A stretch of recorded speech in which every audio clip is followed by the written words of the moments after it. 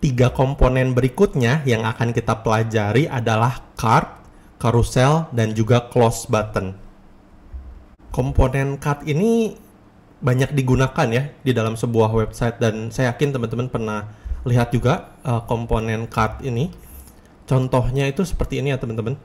Komponen card biasanya ada gambar, ada teksnya juga. Nah, kalau kita mau coba misalnya copy code dari komponen card ini, kita masukin ke template Bootstrap kita. Kita save dan refresh. Nah, sekarang keluar ya seperti ini.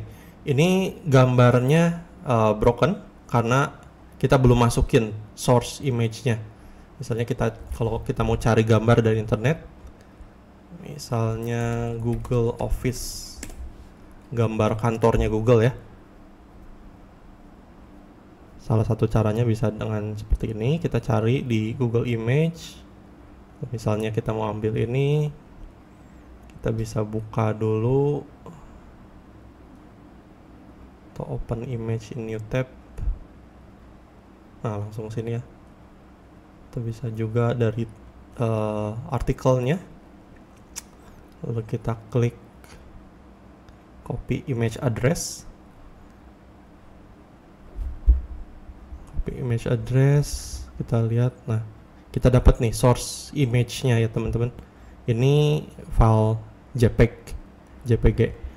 Kalau kita save dan kita masukin ke source image buat card kita, sekarang kita bisa lihat, kita refresh.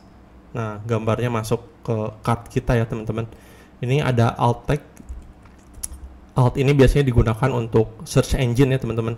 Jadi kalau orang nge-search gambar, kan kita nge-search gambar itu pakai teks. Nah, alt text ini akan digunakan untuk nge-look up teks yang mau kita cari untuk gambar tersebut dan menampilkan gambar kita berdasarkan teks ini. Jadi untuk nge-link ya teman-teman, nge-relate dari gambar ke teksnya, kita bisa masukin deskripsi yang sesuai gambar tersebut, misalnya Google Office seperti itu untuk alt tag kita. Oke.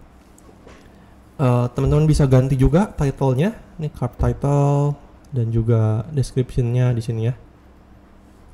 Ada contoh-contoh lain juga untuk komponen card ini, ada banyak contohnya ya teman-teman. Kalau teman-teman cek di dokumentasinya ada yang seperti ini nggak ada gambarnya. Ada juga yang cuman gambar dan teks. Kalau mau lebih simple, jadi nggak ada. Kalau yang tadi ini ada title, ada teks, ada button juga ya. Yang button ini teman-teman, kalau teman-teman mau kalau diklik gitu pindah ke page lain, teman-teman bisa ganti di href-nya. Misalnya kalau kita mau link ini ke google.com gitu ya, google.com. Nah, kita bisa copy nih href-nya ke sini, google.com, save, kita refresh. Kalau kita klik ini ya, nah sekarang dia masuk ke google.com seperti itu. Tapi ada juga yang contoh seperti ini hanya gambar dan teks. Lalu ada juga yang list group seperti ini, macam-macam. Ada ini sebutnya kitchen sink, ada item-itemnya ya, macam-macam ya teman-teman. Ada yang quote seperti ini pun, ini masuk ke komponen card. Untuk bikin quote tinggal copy aja quote-nya kalau teman-teman mau pakai dan bisa dimodifikasi. Ada juga yang seperti ini. Nah, kita mau coba image yang card komponen yang beberapa card ya teman-teman. Ini ada contohnya di bawah. Kita masih harus scroll ke bawah. Nah, contohnya seperti ini.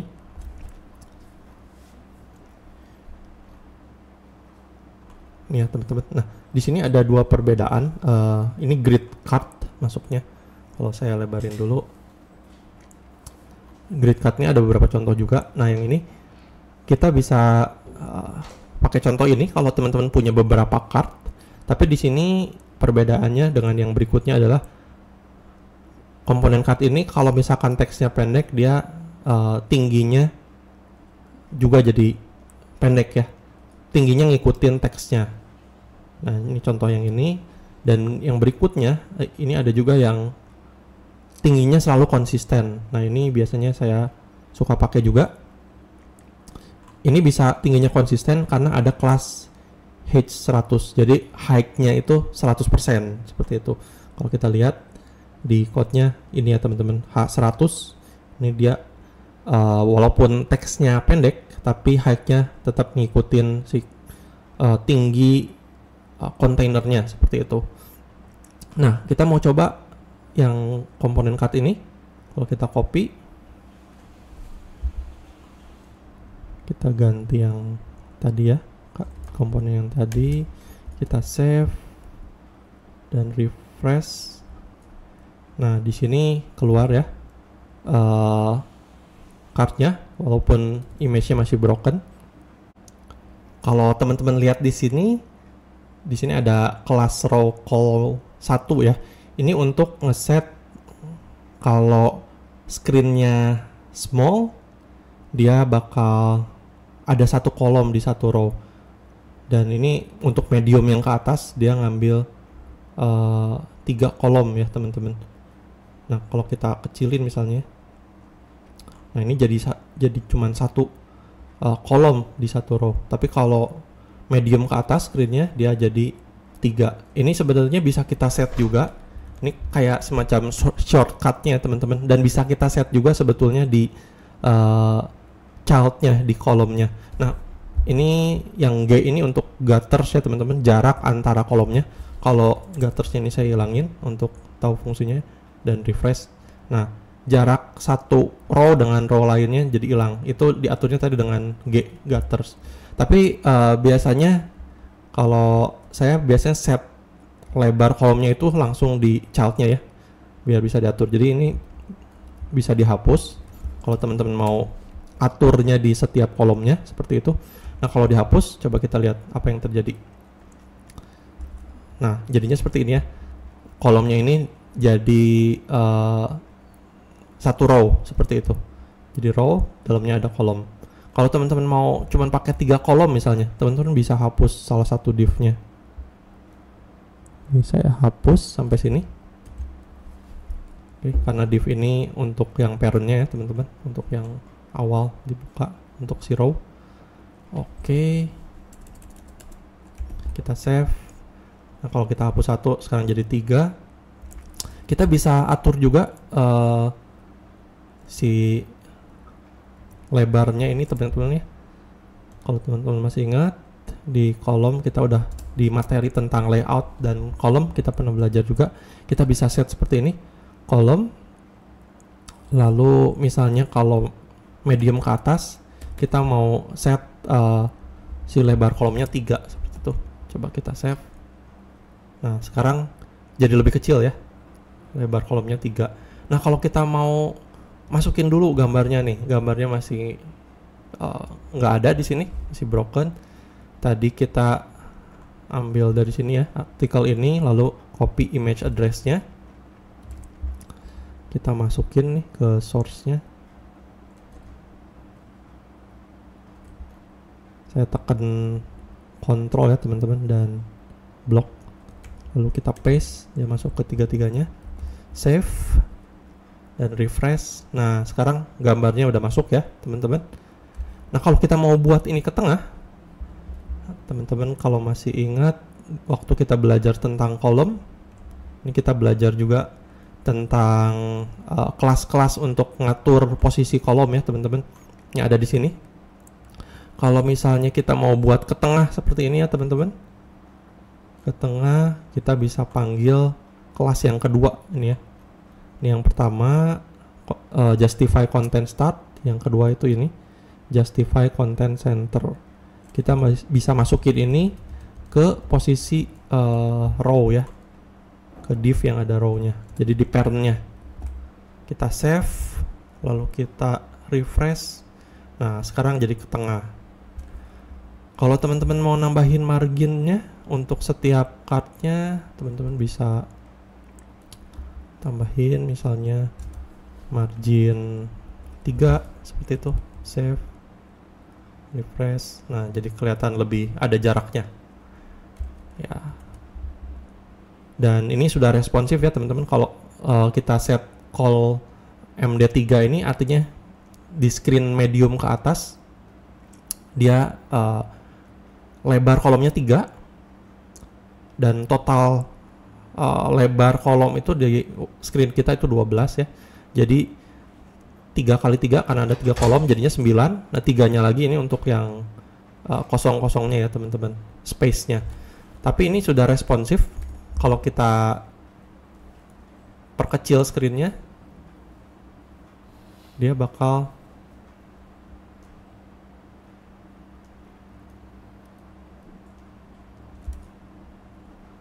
dia belum jadi satu screen, belum jadi satu kolom karena ada class call ini. Kita bisa hapus nih class call ini.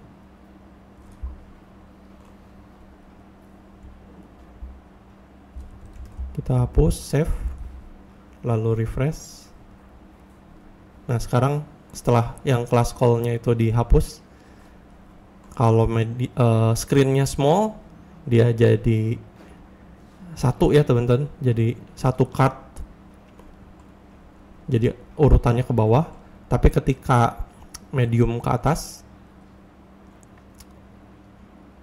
kalau kita gedein, nah sekarang medium ke atas jadinya ada 3 dalam satu baris seperti itu. Tadi yang class call-nya harus dihapus dulu ya teman-teman. Jadi langsung dia ngeceknya ini medium ke atas, lebarnya 3, tapi di bawahnya itu secara otomatis cuman jadi 1. Nah seperti itu teman-teman penjelasan tentang card. Lalu berikutnya kita akan masuk ke carousel. Nah carousel ini digunakan untuk slideshow komponen ya teman-teman, buat image atau slide. Pasti teman-teman juga sering lihat ini di website. Contohnya seperti ini.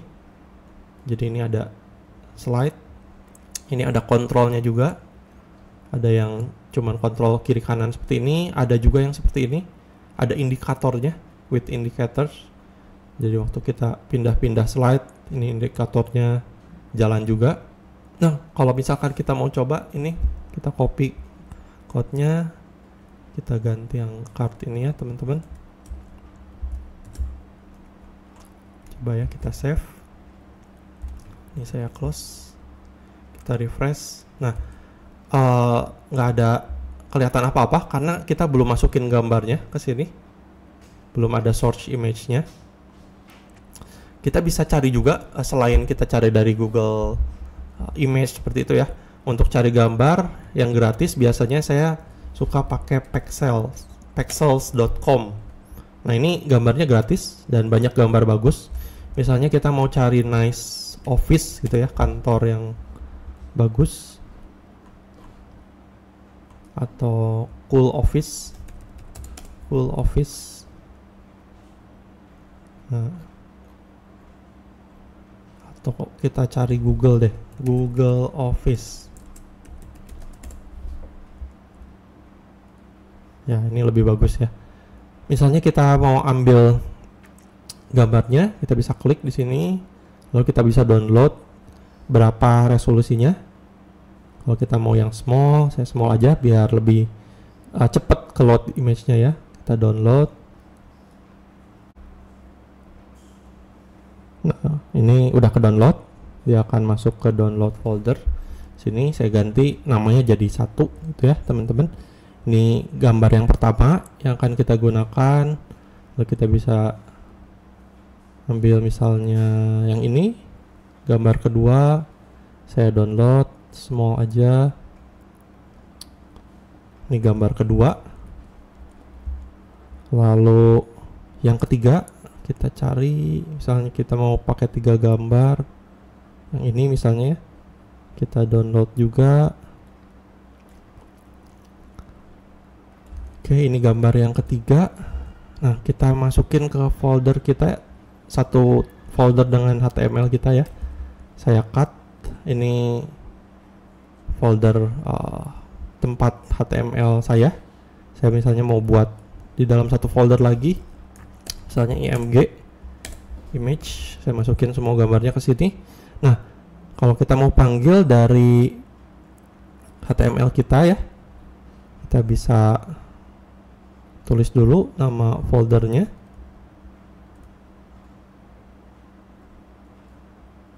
Nama foldernya tadi img slash gambar yang pertama ini 1.jpg, yang kedua 2.jpg, dan yang ketiga 3.jpg. Oke, kita save. Sekarang kita refresh. Nah, keluar ya teman-teman. Ini gambarnya. Ini ada indikatornya, karusel. Nah, tapi ini kelihatannya terlalu besar ya, tingginya karuselnya ini terlalu tinggi gitu, height-nya terlalu besar.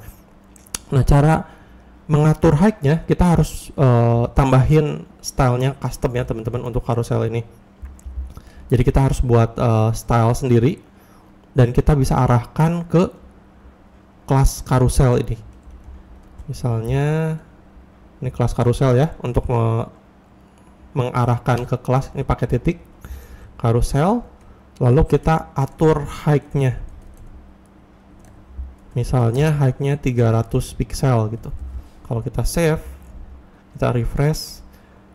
Nah, si gambarnya masih tetap tinggi ya teman-teman. Tapi kalau teman-teman perhatikan ini indikatornya jadi lebih naik ke atas. Jadi kalau kita ngarahin, dan juga ini gambarnya sedikit agak kontras ke putih ya. Untuk lebih jelas mungkin kita bisa pakai yang ganti ke dark. Indikator itu bisa kita rubah juga warnanya. Ini contohnya ya, kalau kita mau pakai dark varian, kita bisa gunakan dan tambahkan kelas carousel dark. Coba kalau kita ganti jadi ke dark, ke hitam, kita bisa tambahin di sini, di parentnya carousel dark. Kita save dan refresh. Nah, sekarang kalau teman-teman lihat nih jadi hitam sekarang, lebih kelihatan. Oke. Nah, di sini waktu kita atur tadi height-nya 300 ya, indikatornya sama kontrolnya ini jadi naik ke atas, tapi si gambarnya ini belum jadi tingginya jadi 300. Nah, untuk mengubah gambarnya juga jadi 300, kita harus arahkan juga ke carousel item, teman-teman. Carousel item ini untuk si gambar-gambarnya. Oke, ini kita bisa copy nih kelas carousel itemnya, kita bisa arahkan ke kelas itu, kita save, jadi dua-duanya tingginya 300, kita refresh. Nah, sekarang jadi tingginya 300. Kalau ini terlalu pendek, kita naikin sedikit jadi 400. Nah, lebih oke ya kelihatannya, nggak terlalu tinggi. Dan kita belum masuk ke pembahasan tentang navbar, tapi kalau kita mau coba nih masukin navbar ya, ini ada komponen navbar, dan nanti kita akan bahas juga di episode berikutnya. Ini contoh navbar ya teman-teman. Kalau kita misalkan mau coba pakai navbar ini, kita bisa tinggal copy navbarnya, kodenya, lalu kita masukin ke sini, ke sebelum karuselnya ya. Kita masukin kodenya ke sini, lalu kita refresh. Nah, navbarnya langsung jadi ya teman-teman, tinggal dimodifikasi sesuai kebutuhan kita, seperti itu. Nanti di akhir dari seri belajar Bootstrap ini kita akan buat satu website yang jadi ya teman-teman. Ya, stay tune terus, dan kita belajari dulu sekarang dasar-dasarnya supaya nanti kita bisa bikin website sesuai yang kita inginkan. Nggak hanya sekedar copy paste aja, tapi kita juga bisa modifikasi sesuai dengan yang kita butuhkan. Seperti itu. Jadi ini tentang carousel. Yang terakhir yang mau kita bahas di episode ini adalah tentang close button. Ini cukup simpel ya teman-teman.